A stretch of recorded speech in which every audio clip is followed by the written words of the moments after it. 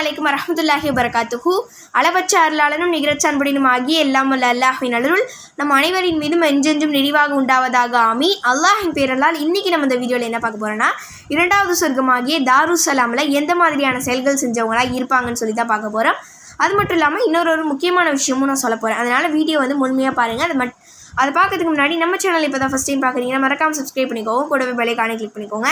அப்போ தான் நம்ம இதுக்கப்புறம் போடக்கூடிய வீடியோஸோட நோட்டிஃபிகேஷன்ஸ் எல்லாமே உங்களுக்கு ரெகுலராக வரும். உங்களுக்கு தெரிஞ்சவங்களுக்கு இந்த வீடியோ ஷேர் பண்ணுங்கள், கண்டிப்பாக அவங்களுக்கும் பயனுள்ளதாக இருக்கும். இப்போ முதல்ல நம்ம அந்த முக்கியமான விஷயம் என்னன்னு சொல்லிட்டு பார்க்கலாம். நான் இப்போ ஒரு ஆயத்தை சொல்லுவேன்.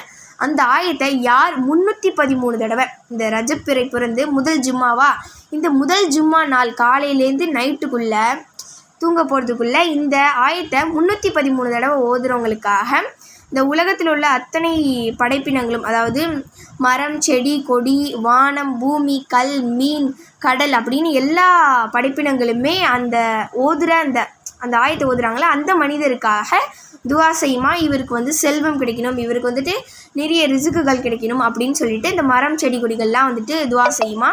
அது மட்டும் இல்லாமல் நமக்கு கடன் இல்லாத வாழ்க்கையும் கஷ்டம் இல்லாத வாழ்க்கையும் நமக்கு கிடைக்குமா அப்படின்னு ரசூலுல்லாஹி ஸல்லல்லாஹு அலைஹி வஸல்லம் அவங்களே சொல்லியிருக்கிறாங்க. அதனால இன்ஷால்லா இப்போ நான் சொல்லக்கூடிய இந்த ஆயத்தை நீங்கள் இன்றைக்கி தூங்க போகிறதுக்குள்ளே எப்படியாவது 313 தடவை ஓதிடுங்க.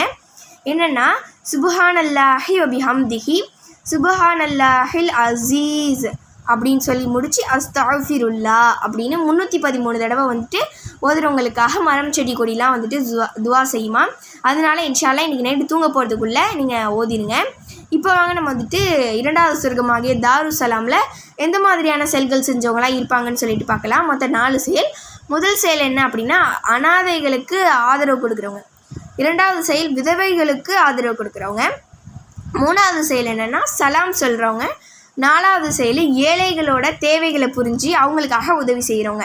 இந்த மாதிரியான செயல்கள் செஞ்சவங்க தான் இரண்டாவது சொர்க்கமாகிய தாருஸ்ஸலாமில் இருப்பாங்க.